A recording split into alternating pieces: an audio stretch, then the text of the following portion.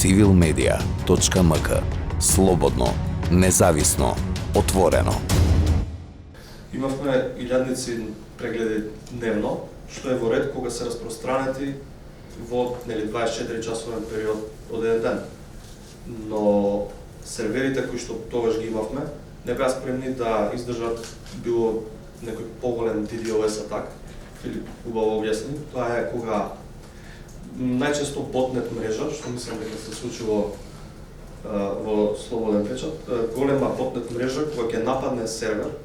Нашиот сервер во тоа време беше прилично слаб, но сепак можеше да издржи до 10-20 илјади луѓе во еден момент, што не е толку страшно и лошо, посебно за Македонија, каде што ретко се набинуваат тие бројки во исто време на читливост, освен ако не е нека маслична вест. Тоа се сеќавам не само што го бутнаа серверот, туку и нашата компанија која што ги држеше нашите сервери беше тотално спротивна од вашата, ни го избриша сајтот. И да рече, извинете, ние не можеме да издржиме напади заради вас, не плаќате доволно, поздрав. Среќа јас направив бекап од сајтот, зашто и тоа не го правя. Го вративме сајтот на друг сервер и буквално следната минута повторно почна напади. Што од технички аспект значи дека некаде во некоја скрипта вашето URL, односно вашиот домеин, е ставен и таа скрипта работи и га напаѓа константно, додека нешто не се случи спротивно. Како што кажа и пред мене, да не навлагам во техничките спецификации на серверите и сето тоа, зашто не сметам дека сайбер напади се само напади од страна на DDoS, дали се MySQL, односно база напади, дали се brute force напади кон вашите юзернейм, например блогери користат WordPress најчесто, 30% од интернетот на WordPress. Знаат луѓето како да пробаат да хакнат таков сајт и мислам дека сето тоа допринесува до еден глобален проблем, како што кажа исто Филип, дека тоа секаде се случува, сите медиуми се под некој вид на напад, но што е помал медиумот, што е послаб, полесно е да се избришат тие гласови, полесно е тие напади да влијат. Например и Facebook го напаѓаат цело време, но никогаш нема да падне, затоа што има толку многу сервери кои што се бекап и толку е моќен што едноставно не можете джим да скрушите, но Македонија која е земја... Google или Facebook? Кој е по-зак? Google. Сега. Овде може да видите на мапа во моментов, таа е во живо, ги прикажува нападите во живо ако издаде на интернет или рефреш. Ова се сите напади кои што се случуваат во релативно лайв во светот. Да, нешто е проблем со интернетот, да, не е видно. Хакира. Да, хакира. Имале проблем.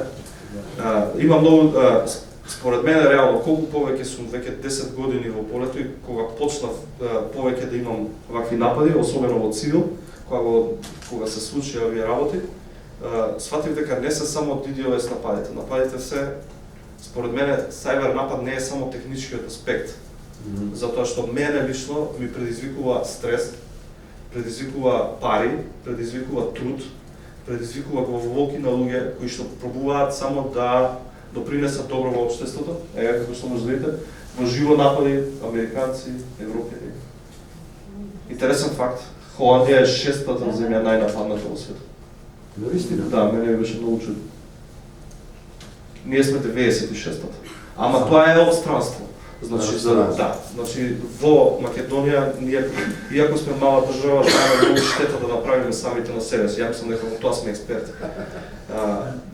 Интересно е што овие, како што кажав, сайбер нападите не се само еден технички аспект, туку влијае на многу аспекти во општеството. И не сме спремни за жал како држава да се справиме со тоа. Имаме закони кои што јас не сум видел не знам за Филип, но ја не сум видел некаде осуден за устойничко здружување за креирање ботнет мрежи во Македонија, никој ниту сум слушнал, ниту сум видел. Мислам дека имаме многу работа пред нас и ако прифатат, зашто во Македонија ако си одат IT професионалци, има доста останати што се трудат и пишуваат и би се потрудиле да помогнат во овие случаи. Но мислам дека тука доаѓа и тоа его, како што го имаат и некои фирми кои што не сакаат да признаат дека има напади. Ја разбирам банки, нели, сите тие работи, но треба да има некој централизиран датабейс структура која што ќе знае како се одредуваат овие напади, бидејќи ако не знаеме, не можеме не можеме да помогнеме.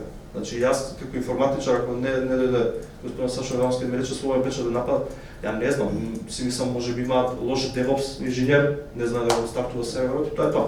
Никогаш, едноставно мора сите заедно да се бориме против ова, инаку нема никој да победи само нападите. Civilmedia.mk. Слободно, независно, отворено.